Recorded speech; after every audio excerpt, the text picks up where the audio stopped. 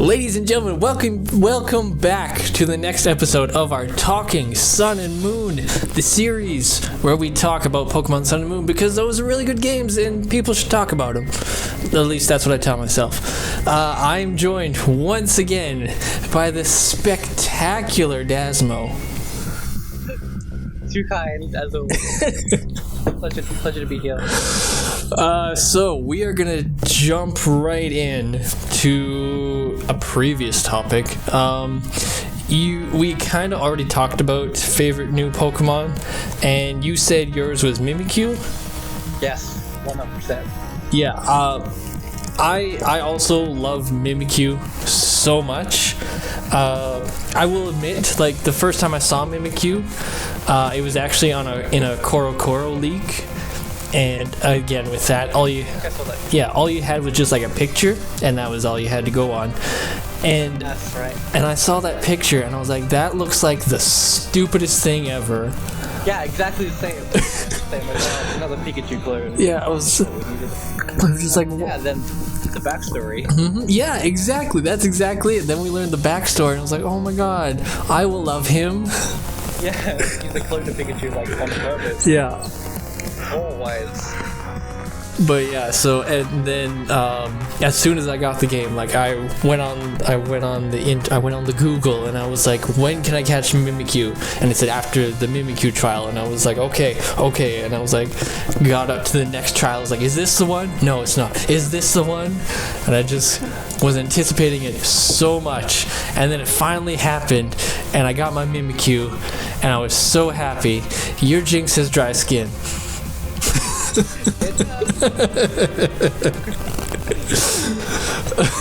like, is he gonna, yeah, alright. I'm not gonna lie to you right now.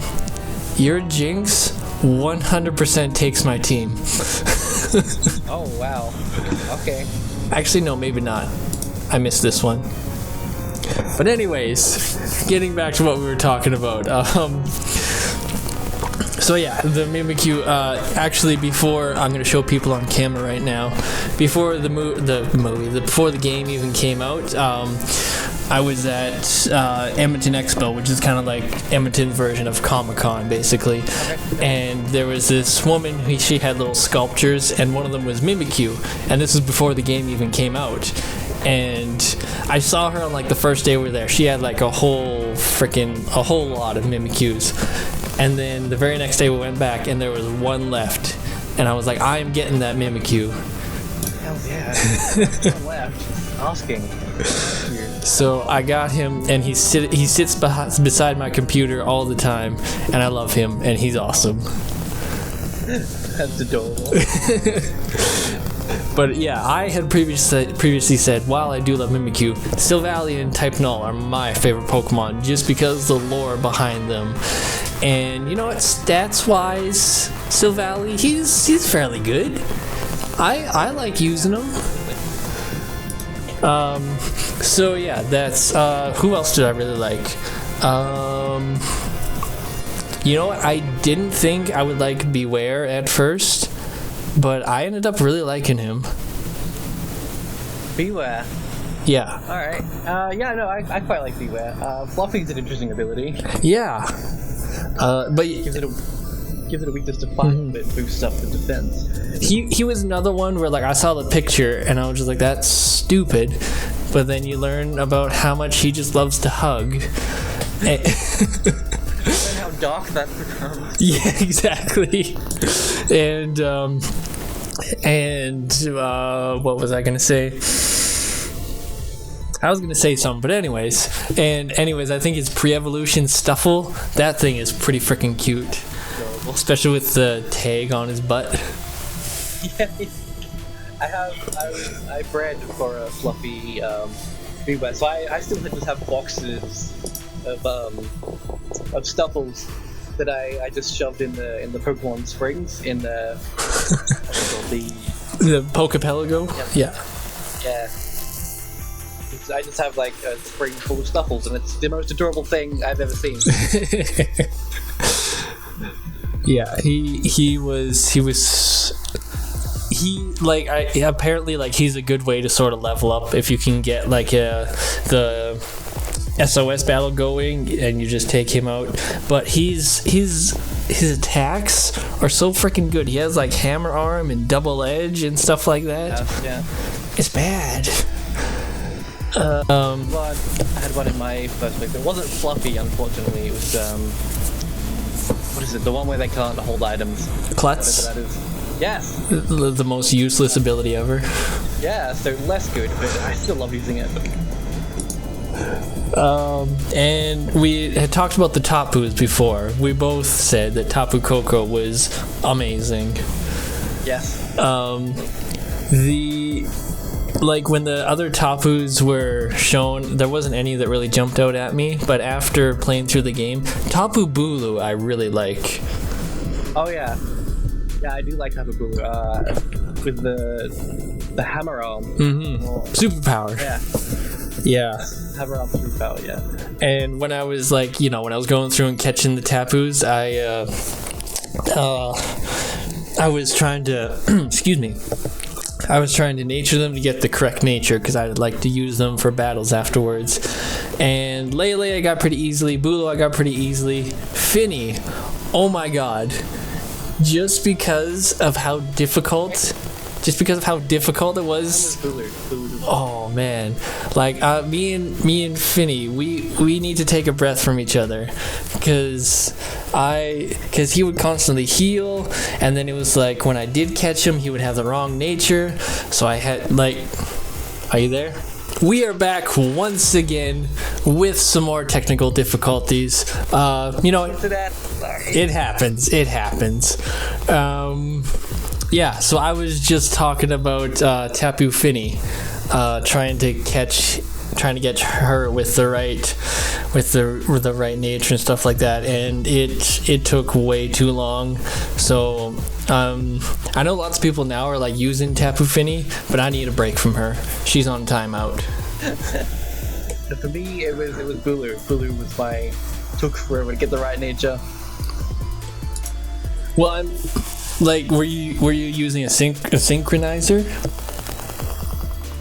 No.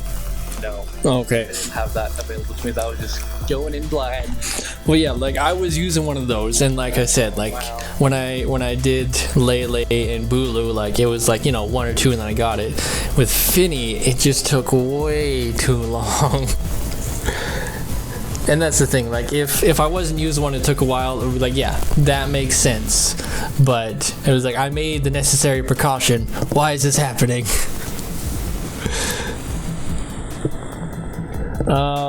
Okay, what about the Ultra Beasts? Yeah, they were interesting. I think it's just kind of giving a new name to legendary Pokemon, really. Well, at least Suedo legendary. I don't know, what would you even class them as legendary Pokemon? Seems like there's too many of them. You know what? Legendary. I hadn't even thought about that, but I guess they are kind of considered pseudo-legendaries. Yeah. In a way. But yeah, they were interesting. I like their designs. They definitely have otherworldly designs. Yeah, they're all very unique in their own sense. Mm-hmm. Who is your favorite Ultra Beast?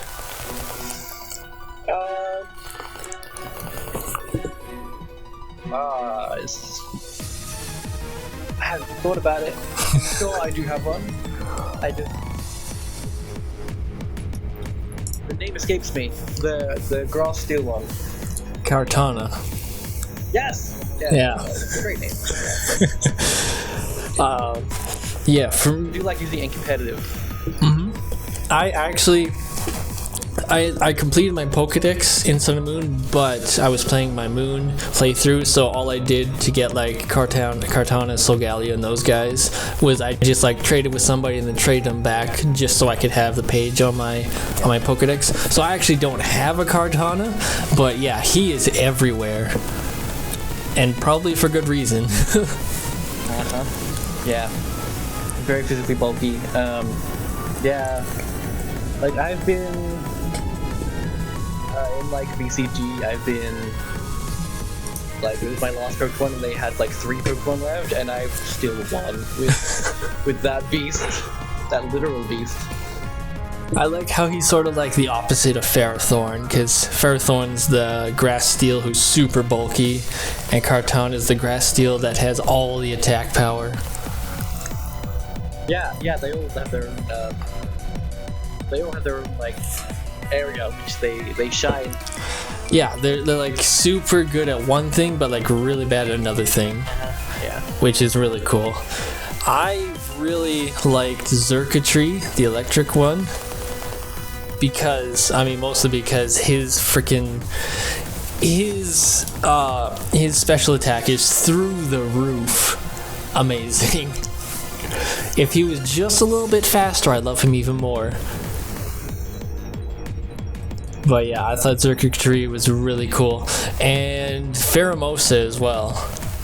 The UBO2 beauty. Yes, I thought that sounded really interesting when I read up about it. Like that, it was something on like the Pokemon website said like it can cause Pokemon to not want to battle, and I thought that was so interesting. It causes Pokemon to be infatuated by it. Right? Yeah. I mean, I guess it makes sense. I'm sure the Pokemon that looks good.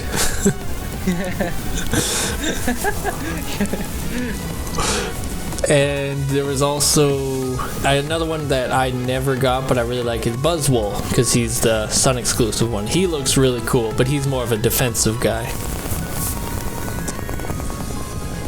Yeah, you're right. Yeah. One of my favorite things about Dugtrio. Have you seen Stranger Things? No, I haven't, and I've been meaning to. Oh no.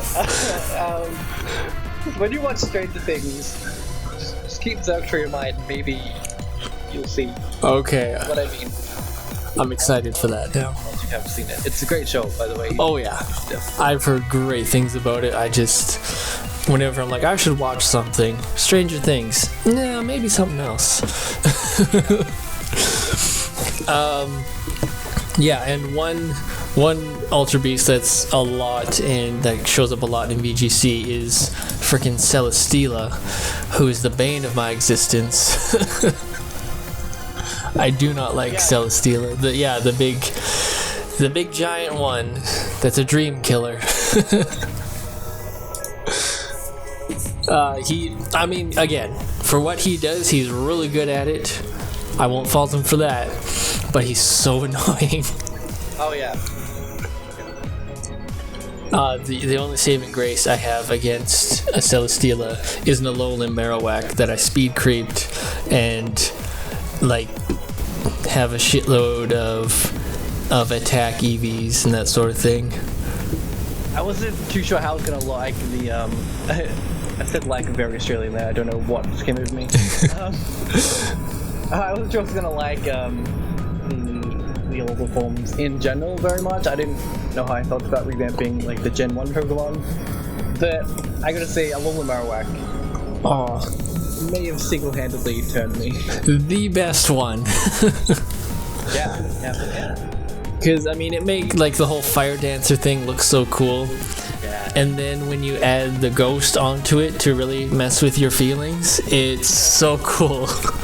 Yeah, that was a bit harsh. Even like Cubone, It's a bit harsh, but I respect it.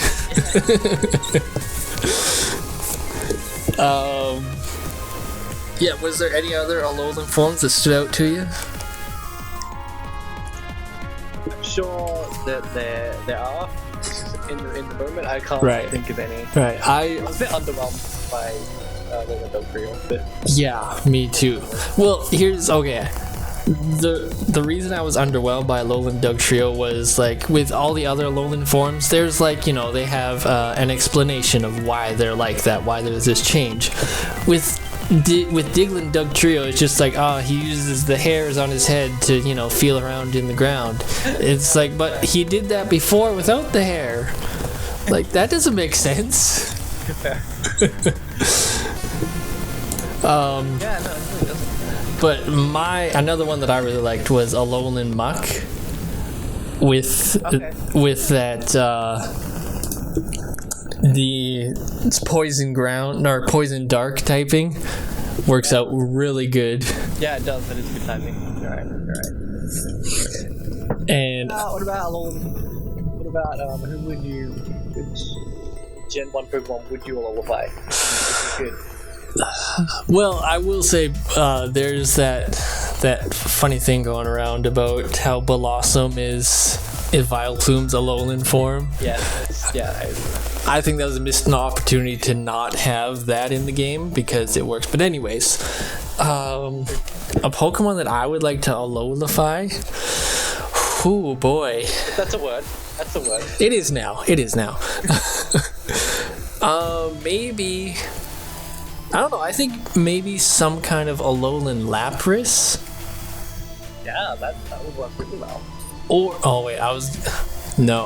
I had a thought, and then I thought about it a bit more, and everything just sort of fell apart. I was gonna say Alolan Slugma, but I was like, no wait, that's Gen 2.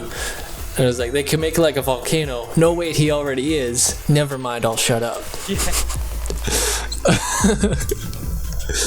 I don't know. Who do you think? I wanted to see some ghost types, some of the original Ghost Trio. Oh I don't yeah. know how you would Lullaby spirits, but I wanted to see them try. Alolan. Well, even I would just love to see a Gengar with a lay on. Yeah, right. That's kind of what I had in my head too. And like that's the Pokedex entry is just like he found it and he thought it looked good, so he put it on.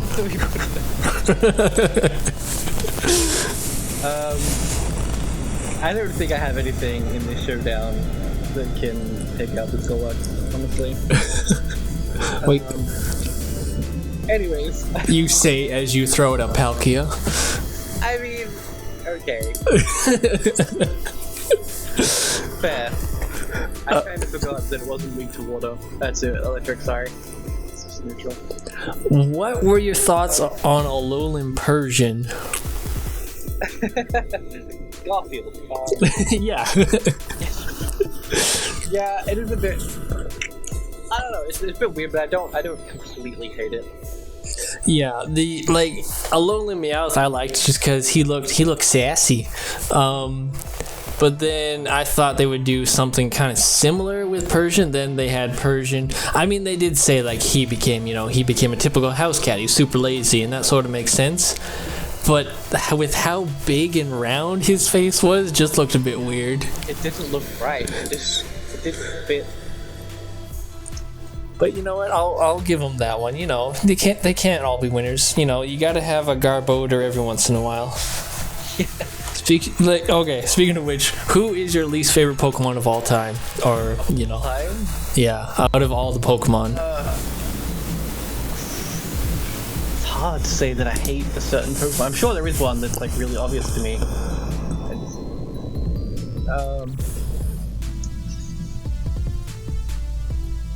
I'm struggling, I'll think. What's your... Mine is, like previously mentioned, Trubbish and Garbodor because they are literal trash. I mean, I get, like, look, people say, like, oh...